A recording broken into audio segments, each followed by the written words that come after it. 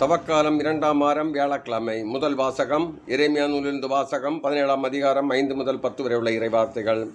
ஆண்டவர் கூறுவது இதுவே: மனிதரில் நம்பிக்கை வைப்போரும் வலுவற்ற மனிதரில் தம் வலிமையை காண்போரும் சபிக்கப்படுவர். அவர்கள் பாலைநிலத்து புதர்ச்செடிக்கு ஒப்பாவர். பருவ காலத்திலும் அவர்கள் பயனடையார். பாலைநிலத்தின் வறண்ட பகுதிகளிலும் யாரும் வாழா உவர் நிலத்திலுமே அவர் குடியிருப்பார். ஆண்டவரில் நம்பிக்கை வைப்போர் பேறு பெற்றோர். ஆண்டவரே, அவர்களது நம்பிக்கை. அவர்கள் நீர் அருகில் நடப்பட்ட மரத்துக்கு ஒப்பாவார். அது நீரோடையை நோக்கி வேர் விடுகின்றது. வெப்பமிகு நேரத்தில் அதற்கு அச்சமில்லை. அதன் இலைகள் பசுமையாயிருக்கும். வறட்சி மிகு ஆண்டிலும் அதற்கு கவலை இராது.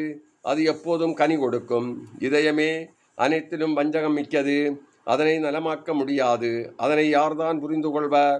ஆண்டவராகிய நானே இதய சிந்தனைகளை ஆய்பவர், உள்ளுணர்வுகளை சோதித்தறிபவர், ஒவ்வொருவரின் வழிகளும் செயல்களின் விளைவுக்கும் ஏற்றவாறு நடத்துபவர்.